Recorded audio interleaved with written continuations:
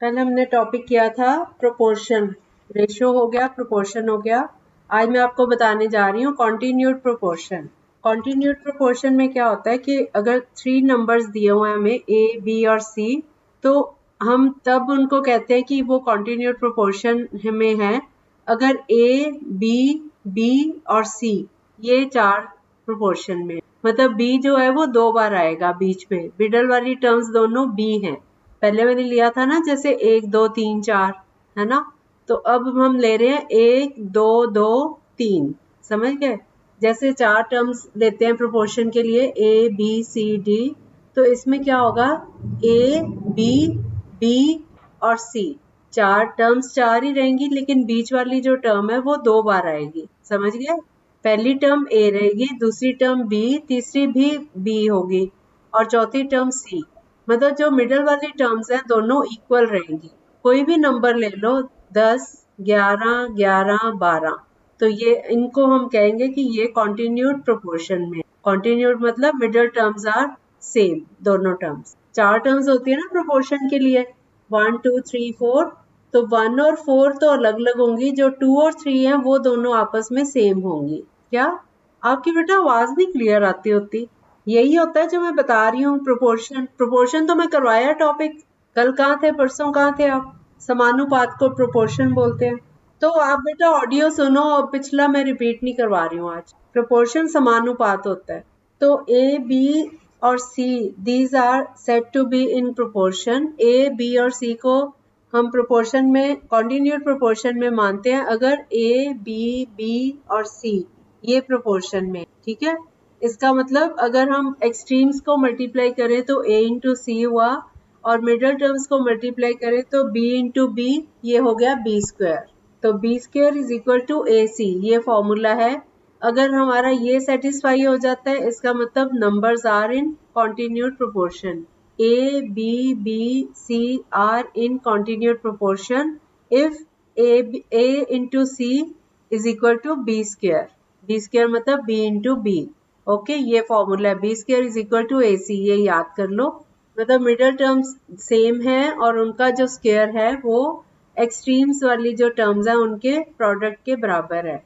B square is equal to A C, B जहाँ पे middle वाली टर्म्स है। समझ आ गया सबको? सबको आ गया? किसी को अगर नहीं आया तो बताओ। क्या सुरेन? रिपीट कर देती हो आप। अब आप लोग अपना म्यूट कर लो सब बच्चे और ध्यान से सुनो। जब भी कोई 3, कितना बोलती है होलिका, बोलते बहुत हो आप, ज्यादा ही बोलते हो। क्या चाहते हो होलिका, एक बार पूछ लो अब आप। किसका बेटा? यही तो बोल रही हूँ, कॉन्टिन्यूड प्रोपोर्शन बता तो रही हूँ। आप बोलो कम और सुनो ज्यादा, फिर आपको क्लियर होगा बेटा। आप इतना ज्यादा बोलते हो, जो मैं बोलना चाहती हूँ मैं भी भूल जाती हूँ कि मैं क्या बताने लगी। जहाँ जरूरत हो वहीं बोलो, बाकी बच्चे बोलते हैं कोई इतना।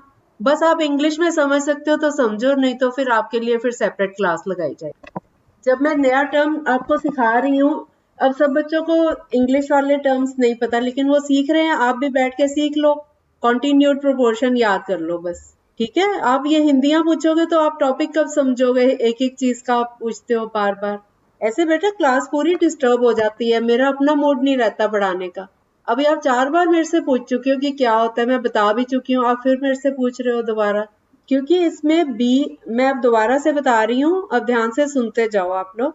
3 numbers A B and C are said to be in continue. Continue मतलब चलते रहना, कंटिन्यू करना। जैसे मैं कह रही हूँ कि हमने अपना टॉपिक कंटिन्यू करना है आज, मतलब उसको आगे जारी रखना है। तो ये क्योंकि इसमें 4 टर्म्स हैं, वैसे हम लेते हैं A B C D, 4 terms proportion में, समानुपात में।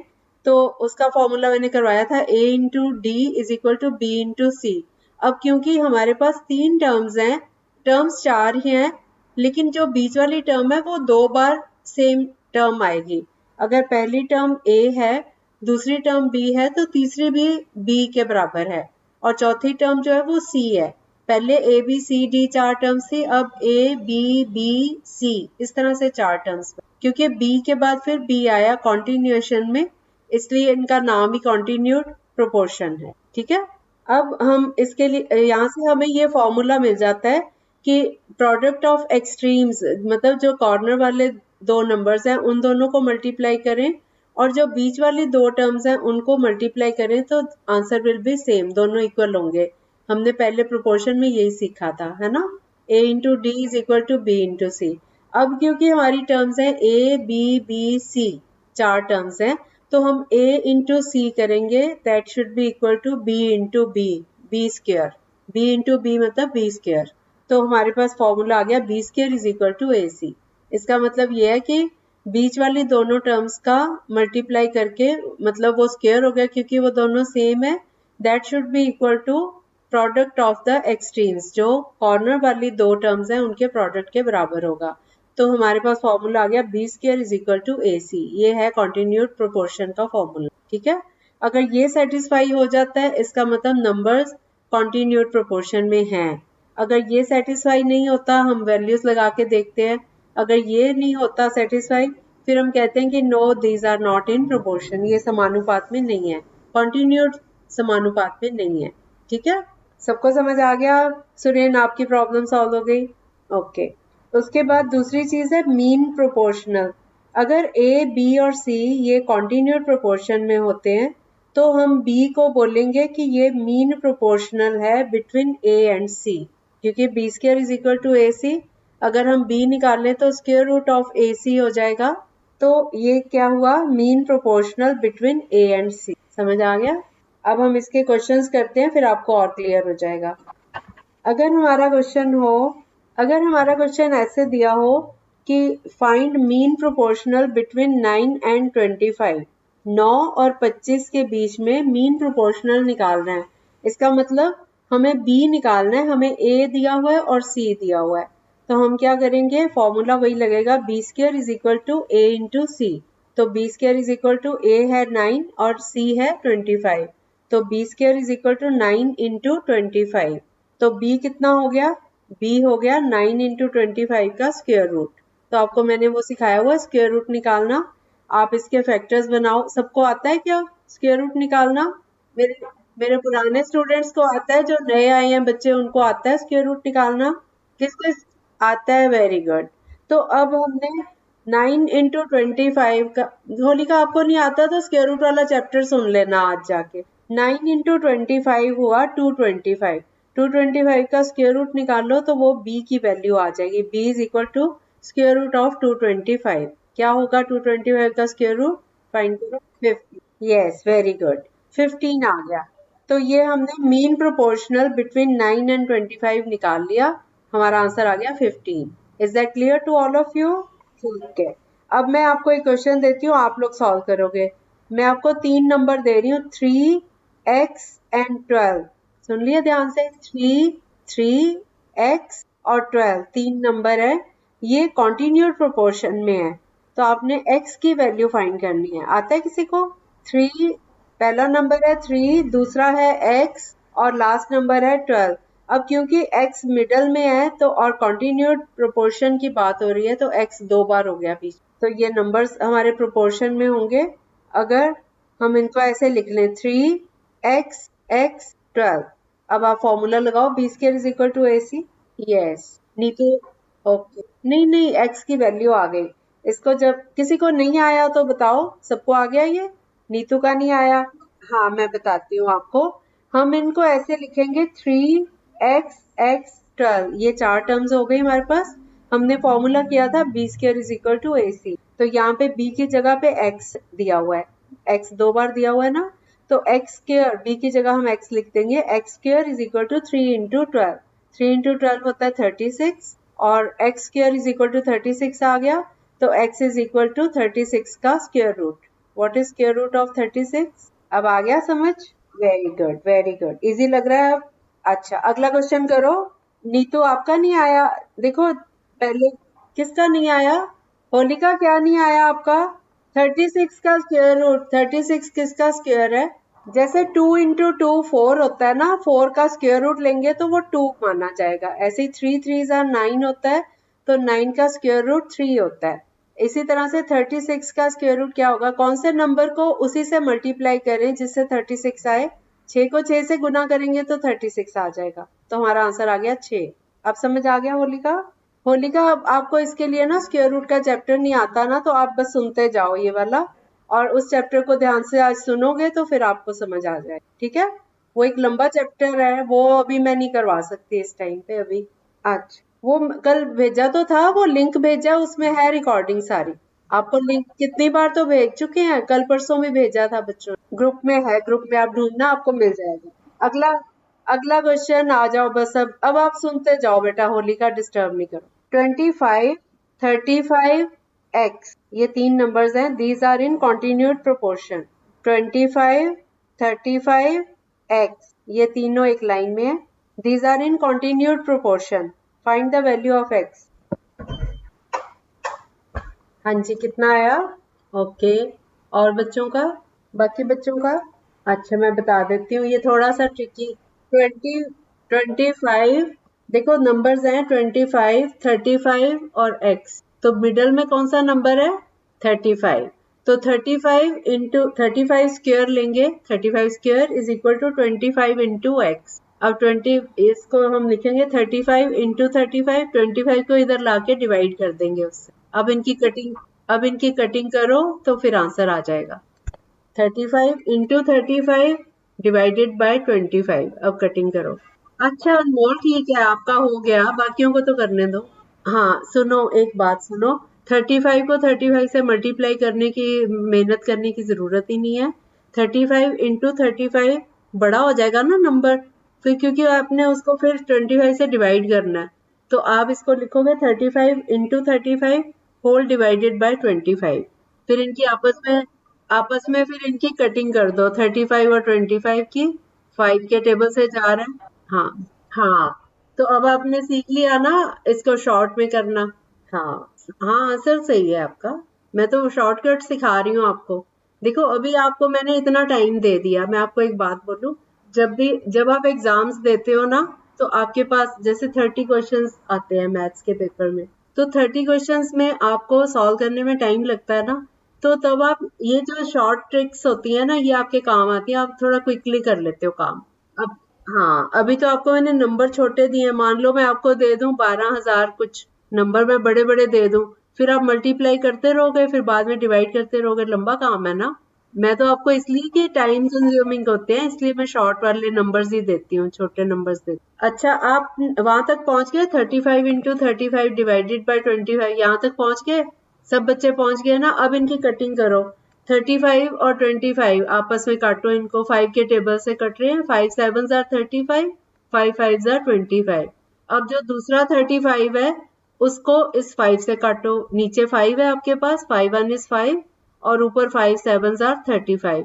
तो ये दोनों ऊपर 7 7 हो गए, 7 इंटू 7, 7 इंटू 7 49 आंसर आ गया। अब समझ आया सबको? कोई बात नहीं, आप चुप करके सुनते रहो, आपको आ जाएगा। 35 के 25 से एक बार कटिंग करो, फिर ऊपर 7 आ गया, नीचे 5 आ गया, फिर दूसरे 35 के नीचे 5 से कटिंग करो, फिर ऊपर 7 आ गया और नीचे 1 आ गया। तो अब 7 इंटू 7 49 आंसर। अब किस किस का नहीं आया? क्यों नहीं आया? अब मैं 2 बार बताया, आपने सुना नहीं ध्यान से। फिर आप होलिका, आप ऐसे करो, 35 को 35 से मल्टीप्लाई करो, फिर 25 से डिवाइड करो, फिर आ जाएगा। सीता, आपको आ गया? और बच्चों को सबको आ गया? किसी और को प्रॉब्लम? नो? अच्छा ठीक है, ठीक है। होलिका, आप नोट कर लिया करो, अपने होमवर्क में ही सॉल्व कर लेना। 35 इंटू 35 उसको 25 से डिवाइड करना, नोट करके रख लो। अगला क्वेश्चन है, अब मैं थोड़ा स्टेटमेंट वाला सम दे रही हूँ, आप ध्यान से सुनो। In a school library the ratio of mathematics books to science books is the same as the ratio of science books to Hindi books. इसका मतलब ये है कि मैथ्स की जो बुक्स हैं एक लाइब्रेरी में, मैथ्स की बुक्स की रेशो साइंस की बुक्स की रेशो के साथ सेम है, जो कि साइंस की बुक्स की रेशो हिंदी की बुक्स की रेशो के साथ। तो ये प्रोपोर्शन बन गया, maths is to science is proportional to science is to Hindi. ठीक है, मैथ्स और साइंस की रेशो और साइंस और हिंदी की रेशो सेम है। ओके, ये हमारा क्वेश्चन है।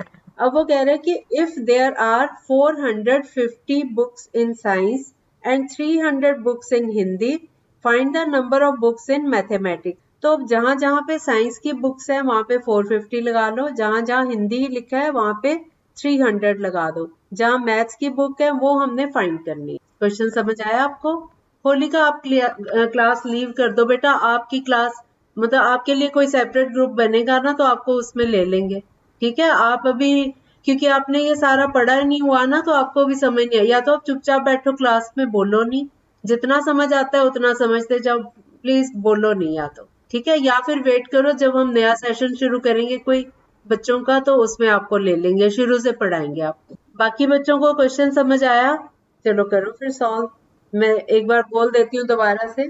मैथ्स की बुक्स, हाँ, मैथ्स की बुक्स मैं प्रॉपर वे में बोल लूँ क्योंकि बेटा आप लोग आगे कंपटीशन के लिए भी प्रिपरेशन जैसे करते हो, आपको बल्कि स्टेटमेंट समझना जरूरी है, तो मैं पहले जानबूझ के स्टेटमेंट को रिपीट करती हूँ कि आपको वो भी समझ आ जाए कि कैसे करना है, ठीक है। In a school library the ratio of mathematics books to science books is the same as the ratio of science books to Hindi books. If there are 450 books in science and 300 books in Hindi, find the number of books in mathematics. आप इसमें क्या कर सकते हो, maths की जगह m use कर सकते हो, साइंस की जगह s यूज कर सकते हो, हिंदी की जगह h यूज कर सकते हो।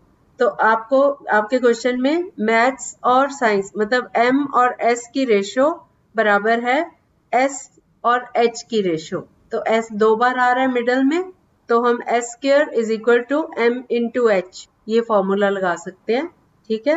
हाँ 450 था साइंस का, 450 बुक्स साइंस की और 300 बुक्स हिंदी की। आपको स्टेटमेंट करके प्रॉब्लम आ रही है सुरेन आप? अच्छा ठीक है, ठीक है। तो अब आपने m और s की रेशियो बराबर है s और h की रेशियो, तो ये बन गया, हम जो चीज अननोन है, क्या चीज अननोन है, मैथ्स, तो m और m लिखो पहले, m और 450 इसकी रेशियो बराबर है 450 रेशियो 300। अब तो मैंने हिंट दे दिया आपको। अब ये बन गया x upon 450 is equal to 450 upon 300, यानी 450 इंटू 450 बी स्क्वायर हो गया is equal to m into 300। तो m की वैल्यू क्या आएगी, 450 इंटू 450 डिवाइडेड बाय 300। अब इनकी कटिंग 450 गुना 450, इसको डिवाइड कर दो 300। इसकी कटिंग बहुत आसान है, 0 0 सामने ही कट रही हैं, फिर 3 से एक कटिंग करके उनको मल्टीप्लाई कर। क्या आया होलिका? राजदीप आपका कितना आया? यस, 3 बच्चों का आ गया अब तक 675। और किस किस का आया? होलिका थोड़ी कैलकुलेशन मिस्टेक है आपकी। 450 को 450 से मल्टीप्लाई करना और 300 से डिवाइड, आ गया, ठीक है, वेरी गुड। अब आप जिनकी कैलकुलेशन रह गई है वो घर में कंप्लीट कर लेना बाद में, ठीक है। चलो वेरी गुड। हमारा क्वेश्चन था कि मैथ्स और साइंस की बुक्स की रेशियो सेम है जो साइंस और हिंदी की बुक्स है। तो मैथ्स की बुक्स हमें पता नहीं कितनी है, तो ये हमारा बन गया मैथ्स और साइंस की रेशियो प्रोपोर्शन है साइंस और हिंदी की रेशियो। तो जहाँ पे साइंस है उसकी जगह लिख लो आप 450, जहाँ पे हिंदी है वहां पे लिख लो 300। तो ये हमारा बन गया, m ले लिया मैंने मैथ्स के लिए, m रेशो 450, प्रोपोर्शन वाला साइन लगा के 450 और आगे रेशो 300। तो ये आपका आ गया 450 into 450 is equal to m into 300। अब ये इक्वेशन आ गई, इक्वेशन में 300 को दूसरी साइड ले जाओ, डिवाइड हो जाएगा, तो ये आ गया 450 इंटू 450 डिवाइडेड बाय 300। इनकी आपस में कटिंग करो, फिर ये 675 आ जाएगा। अब समझ आ गया अनमोल? हाँ, दूसरे दूसरे 450 की भी एक जीरो कट जाएगी, 45 और 3 की कटिंग कर लो। हाँ 45 और 3 की कटिंग कर लो। हाँ 15 को 45 से मल्टीप्लाई कर दो तो 675 आ। कटिंग थोड़ी होगी, अब तो मल्टीप्लाई वाले बच गए ना बेटा, दोनों न्यूमरेटर बच रहे हैं तो इनको मल्टीप्लाई करना पड़ेगा। नहीं नहीं, अब समझ आ गया, सबको क्लियर हो गया, अब तो इजी लग रहा होगा सबको। हाँ अगला क्वेश्चन करो। 4x9 तीन डिजिट्स हैं, these are in continued proportion, find the value of x। 4x और 9, चंचल क्या आंसर आया? 4x और 9, ये तीन डिजिट्स हैं, ये कॉन्टिन्यूड प्रोपोर्शन में है। आपने x की वैल्यू फाइंड करनी। मुझे लगता है कि मुझे ना थोड़े बादाम रख के बैठना पड़ेगा ना बोलना पड़ता है। होलिका कितना आया? नहीं, सीता का क्या आया? सीता, हाँ 4 4 चलो आ गया ना सबका, फिर रिपीट करने की क्वेश्चन रिपीट करूं। 4x और 9 these are in continued 4x and 9, तो x square is equal to 4 into 9, 4 into 9 36 हो गया। x is equal to square root of 36, ये अभी मैंने करवाया भी था। अभी 36 का स्क्वायर रूट, चंचल चंचल स्क्वायर रूट फाइंड करना आता है आपको? 36 का स्क्वायर रूट निकालो, फिर x की वैल्यू निकलेगी। यस यस, वेरी गुड बेटा, x की वैल्यू निकालनी है ना। 4 into 4 is to x is equal to x is to 9, ये होता है। तो x square is equal to 4 into 9, 4 9 जार 36, ये तो x स्क्वायर की वैल्यू है ना। तो हम इसका स्क्वायर रूट निकालेंगे तो x तभी आएगा। x is equal to square root, दोनों साइड पे स्क्वायर रूट लेंगे तो x की वैल्यू निकालनी। ठीक है, ओके वेलकम। अगला क्वेश्चन है, अब आपने शो करना है, हाँ आपको नंबर्स दिए हुए हैं 36, 90 और 225। आपने शो करना है कि ये कॉन्टिन्यूड प्रोपोर्शन में है। आप पता करो पहले ये हैं या नहीं है। 36, 90 और 225, 36, 90 और 225 आपने पता करना है कि ये कॉन्टिन्यूड प्रोपोर्शन में है या नहीं। क्यों नहीं है? आपने कैसे किया इसको? नहीं नहीं, ऐसे नहीं करना, मैं आपको सिखाती हूँ एक क्वेश्चन, फिर अगला आप करना। ये हमारा क्वेश्चन है 36, 90 और 225। हमें पूछा गया कि ये कॉन्टिन्यूड प्रोपोर्शन में है या नहीं। तो हम इनको ऐसे लिखेंगे 36, 90, 90 दो बार, 90 90, उसके बाद 225। तो चेक करने के लिए एक तो तरीका होता है कि कॉर्नर्स वाली टर्म्स को मल्टीप्लाई करो और बीच वालियों को करो, तो वो दोनों इक्वल आए। लेकिन आप इसको ऐसे भी कर सकते हो, 36 upon 90 is equal to 90 upon 225, first term upon second term is equal to third term upon fourth term. तो आप इसको सॉल्व करके देखो, 36 बटा 90 और 90 बटा 225, इनकी कटिंग करके चेक करो दोनों इक्वल आ रहे हैं कि नहीं आ रहे। आई कांट बेटा, 36 upon 90 is equal to 90 upon 225, हाँ वो सेम आएगा जो 225 इंटू 36 आएगा। ठीक है, वो आप वो मेथड भी लगा सकते हो, लेकिन मैंने अभी यही बात समझाई थी कि आप जब मल्टीप्लाई करोगे वो लंबा काम होगा, कटिंग ज्यादा इजी। अगर आपको वो ज्यादा इजी लगता है वो लगा दो। 36 इंटू 225 करके देखो और 90 इंटू 90 करके देखो, अगर दोनों सेम आ रहे हैं तो आप कहोगे yes these are in continued. आ रहा है, ठहर जाओ। ये बाकी बच्चों ने किया, चंचल, सीता, दिया, आपका आया? नीतू कुमारी, 225 से मल्टीप्लाई करो और 90 को 90 से करो, या तो ये मेथड लगाओ या फिर 36 को 90 से डिवाइड करो और 90 को 225 से करो, तब भी सेम आएगा। अगर आता है तो बताओ। क्या चंचल? हाँ यस राजेंद्र, 8100 आ रहा है दोनों तरफ। ठीक है, आपको ये ज्यादा इजी लगता है कटिंग से? क्यों 90 से क्यों नहीं हो रहा? बहुत इजी है, 9 के टेबल पे भी जा रहा है, ये 5 पे भी जा रहा है। नहीं नहीं, ये वो कह रहा है कटिंग में 90 अपॉन 225 की कटिंग, सीधा 9 के टेबल पे भी जा रहा है, 5 पे भी जा रहा है, 3 पे भी जा रहा है, दोनों नंबर्स। तो कटिंग भी इजी है, आपको जो इजी लगता है आप लगाओ। मैं आपको यही बात बता रही हूँ कि मैं तो आपको ये छोटी छोटी टर्म्स दे रही हूँ। मान लो मैं आपको दूं 1525, एक नंबर ऐसा है, दूसरा 3489, ऐसा नंबर दे देती हूँ। तो इतने बड़े बड़े नंबर्स को आप मल्टीप्लाई करने बैठोगे तो वो लंबा प्रोसेस है ना। फिर आप कहोगे कि मैं तो इससे अच्छा मैं कटिंग कर लेता, है ना। तो आपको जो कन्वीनियंट, हमेशा ना मेथड सीख लेना चाहिए, जो आपको उस टाइम कन्वीनियंट लगे वो लगा लो। ठीक है, दोनों मेथड पता होने चाहिए, ये अपॉन वाला भी और वो क्रॉस मल्टीप्लाई वाला भी पता होना चाहिए और ये भी पता होना चाहिए, कटिंग वाला। हाँ चलो, ये वाला हो गया सबका। नेक्स्ट क्वेश्चन करो, शो। हाँ, अब आपने फिर से फाइंड करना है 48, 60, 60, 75, ये 3 नंबर हैं कि क्या ये कॉन्टिन्यूड प्रोपोर्शन में है या नहीं है। 48, 60, 60 और 75, अभी से कैसे पता चल गया आपको? सॉल्व करके देखो। अच्छा ठीक है, चुप रहो, अभी म्यूट कर लो चंचल आप। राजदीप, आपका क्या आंसर? क्यों नहीं होगा? सिंपी का होगा, क्यों नहीं होगा पहले ये बताओ। 48 upon 60 is equal to 60 upon 75, दोनों तरफ कटिंग करो।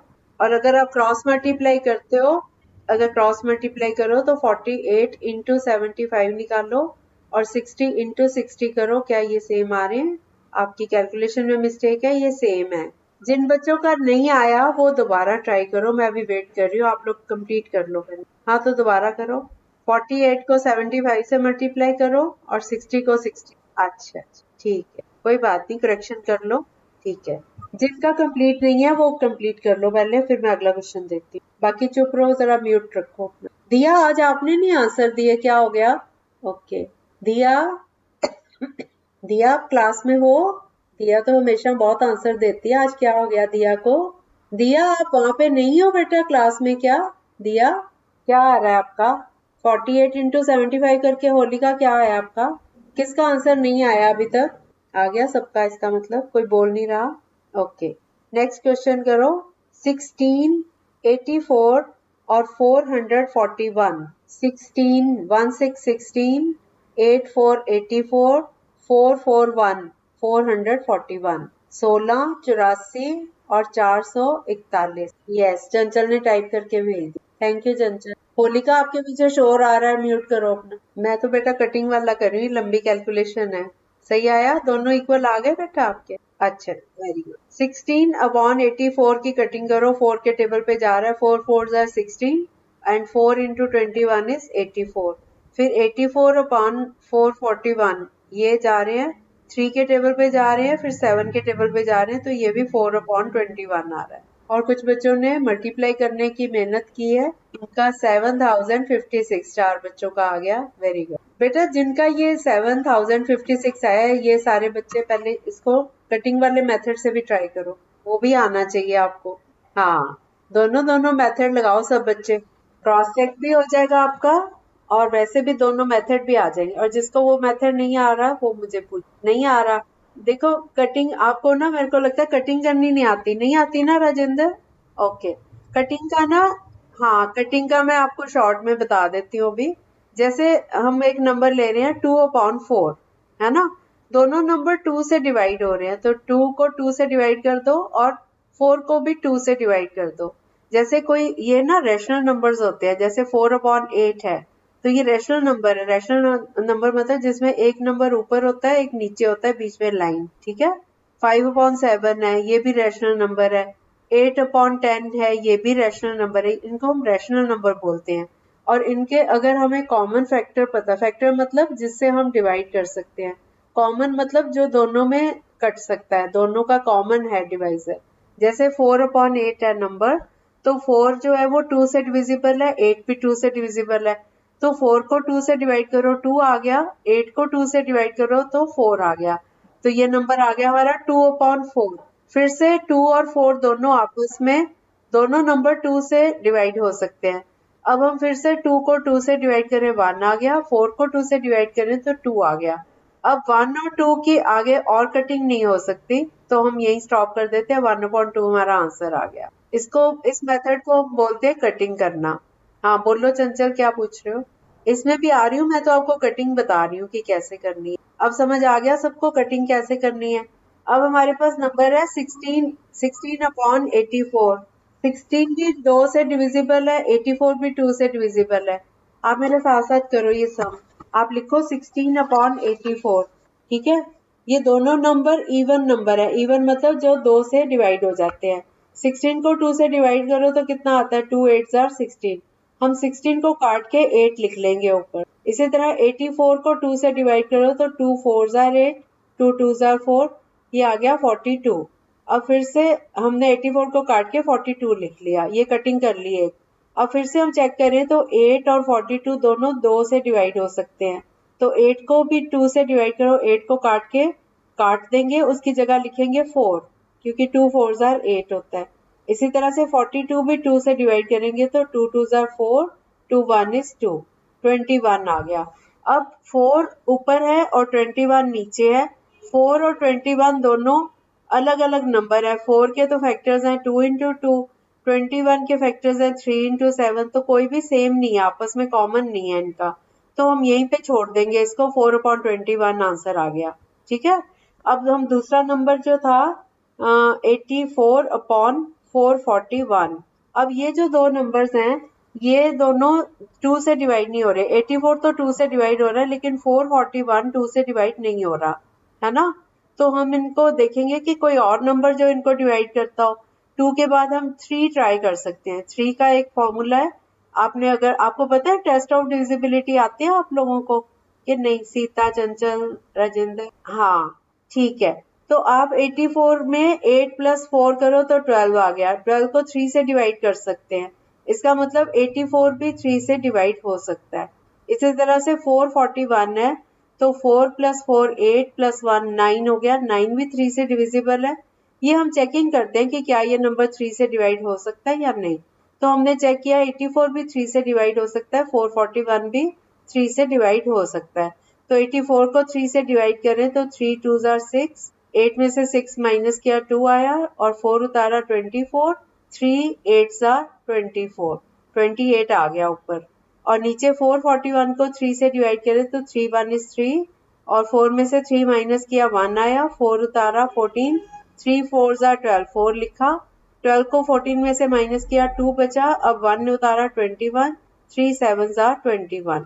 अब ये हमारे पास नंबर आ गया 147 डिनोमिनेटर में। अब 28 और 147 अगर आगे हम चेक करें 5 से डिवाइड नहीं होते, 3 से नहीं होते, 4 से नहीं होते, 5 से नहीं होते, 6 से नहीं होते, 7 से हम ट्राई करें तो 7 4 28 और 7 2 14 और 7 1 is 7।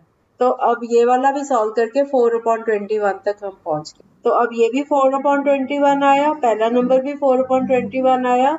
इसका मतलब ये नंबर्स कॉन्टिन्यूड प्रोपोर्शन। अब समझ आ गया सबको? हाँ, यस यस, वो भी हो सकता। ठीक है बेटा, समझ आ गया सबको? बस हमारा ये वाला टॉपिक इतना ही था, कॉन्टिन्यूड प्रोपोर्शन भी कंप्लीट हो गया। अब मैं आपसे एक बात पूछना चाह रही थी, आप लोगों में से किस किस को स्क्वायर रूट निकालना नहीं आता? हाँ, स्क्वायर रूट सबको निकालना आता है, इसका मतलब स्क्वायर रूट, क्यूब रूट आते हैं ना सबको? बस ठीक। और ये डिविजिबिलिटी टेस्ट आते हैं सबको? ओके, 2 से डिविजिबल है, 3 से, 4 से, ऐसे सारे आते हैं ना? ठीक है। हाँ हाँ, पेरीमीटर और एरिया तो हो चुका है बेटा। वो वो सर्कल में ये था कि आपको ड्रॉ नहीं करने आते थे सब बच्चों को, इसलिए छोड़ा था थोड़ा सा सर्कल में। अच्छा, मुझे याद नहीं है, मैं देखूंगी ठीक है क्या रह गया।